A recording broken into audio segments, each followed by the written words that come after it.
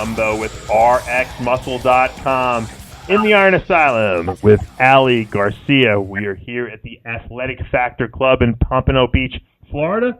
We are one day out from the IFBB Prestige Crystal Club, which will be taking place in Boca Raton, Florida. Aly, welcome. Hi, Dave. Thanks for having me. Now, you've been on quite a tear this year. You've been competing everywhere. I remember, I think the first time I saw you, actually I don't even know if that was the first time I saw you, was at the Dallas Europa Cup. You placed second there, and a lot of people thought you should have won, and I know that was a little disheartening for you because you wanted to get that Olympia qualification early in the year. Then you found yourself pretty much going all over the country, competing here, competing there. What's the plan for Boca? Is this going to be it? Are you going to get this qualification here? I feel pretty confident. I made some major changes after New Orleans. My placing there was enough to light a fire under my butt, and I made a lot of changes to my training and to my nutrition, and it's definitely showing through. So, I'm in it to win it, and that's what I'm hoping to do because my second year as a pro, and I'm ready to hit that Olympia stage. I believe I have what it takes, and I think I'm going to show the judges that on Saturday as well. Now, just for the people who might be confused, you changed your name from Veneno to Garcia, your born name, I guess you could say, or the name you were born with, family name, so people might not get confused. What was the reason for doing that? Well, I had been doing modeling since I was 18, and I had been in different industries, like the mixed martial arts industry, which I was pretty popular there, and the automotive import scene, and I also did some singing in a reggaeton band, and I just, going forward with my life in the fitness industry, I kind of just wanted to separate myself from this stage name, this fictitious name, and just be myself, be who I am, honor my family name, and, just have it tied in with my business, Virtue Fit, and also with competing and just be who I am. And that's Aly G. So it sounds pretty similar to how everyone called me Aly V, so we're not too far off. There we go.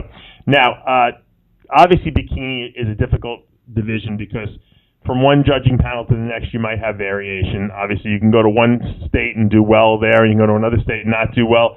Do you find that frustrating? And what seems to be the look that the judges are demanding from your particular physique? What's the feedback you've gotten?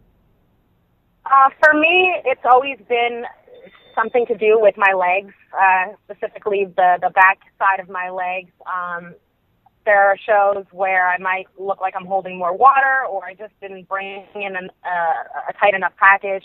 So for me, my main thing is just trying to get my legs to dial in properly. My upper body gets hard very quick and very fast. My waist is also another area that the judges will point out. But for me, that's also difficult because I'm very, very short-waisted, so I can only do so much with it. However, I have learned how to lift up my rib cage, so I'm thinking that with some modifications in my posing and the new changes with my diet, I think that I'm pretty much hitting all the target areas for this show. Is diet the hardest thing for you? Because it seems like you love to train, so I don't think that's a problem. No, I'm pretty good with my diet. In between shows, I don't even fall off the wagon. Cheat foods for me is yogurt and fruit. I'm very organic and natural in what I eat. So I don't eat a lot of cookies and cakes and all that stuff. But I think it's really just having found the diet that works for my body in order to get my body to respond. And I'm now with Cash Nutrition, and Cash has really designed a program to target all those trouble areas. And I'll tell you, I saw rapid improvements within 2 weeks. Well, that's good. It sounds like you're on the right track. You got this show coming up this weekend, obviously in Boca. Big event. If you win it, you'll automatically qualify for the Olympia. Have you looked at the point standing yet? Where are you in that grouping of the top 5 point value getters in the bikini division?